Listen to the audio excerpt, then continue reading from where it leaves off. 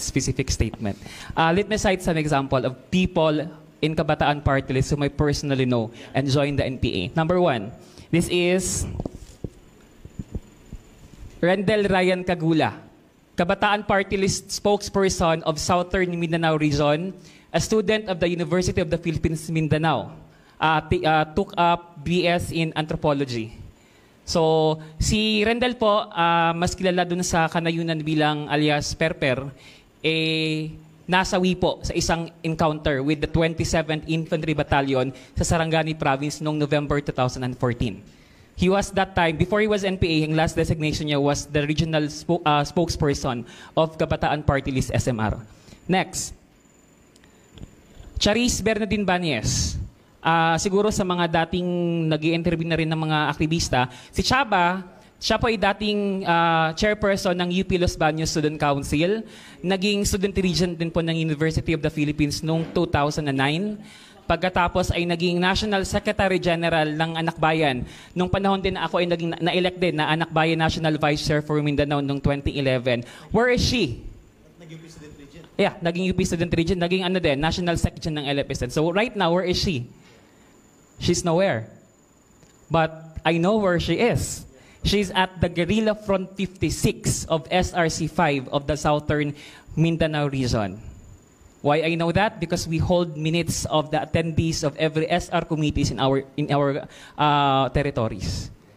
And my former comrades as well who surrendered in the 10th Infantry Division also can confirm. They can also attest and execute affidavit confirming that Shaba, the former leader of Anak Bayan, LFS, and Kabataan Party List, is already a cadre of the NPA in SRC-5, particular Guerrilla Front 56, covering the area of Talaingod and some areas of Bukidnon.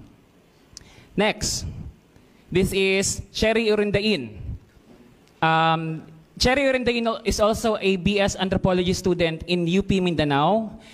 Became the regional spokesperson of Anak Bayan SMR. Kasabayan ko po to nung dumulo kami sa 6th National Congress ng Anak Bayan sa PUP noong May 2011. Where is she? You know, the question, where is she? She is currently detained and imprisoned. Dahil siya po ay naging NPA under the Guerrilla Front 2 of the SRC2, doon pa rin sa SM. Kumikilos sa mga bayan ng Mako, Tagum City, Pantukan, and some parts of Mawab in Davao de Oro. So, ang code niya po doon ay Alisa. So, she's still currently detained. Nasa kulungan na po si Alisa o si Cheremy Irindain. Hindi pa rin siya nakakalaya. And I also remember one personal friend as well. She's not from Kabataan, but gusto ko lang sabihin din para kunin yung logic, yung sa sinasabi nilang personal choice lang. Condolence to the family, but I just want to mention Vanessa Limpag, a very personal friend of mine. Collective ko po dati sa Zamboanga. Ang code niya po is Kyle. Siya po yung medical na kasama ni Parago nung na-raid sila sa Pakibato. And napatay po siya sa raid na yon. So, from Perper to Kyle, to Alisa, to Chaba, sino ba yung hindi ko nabanggit? Lastly, eto active NPA pa din. Yung dating Kabataan Party List Regional Spokesperson ng Panay, si JC Alejandro, na taga Romblon. Where is he? He is in the central front of the NPA in the Panay region. So, JC Alejandro po, so are these just coincidences? Are these just their personal choices?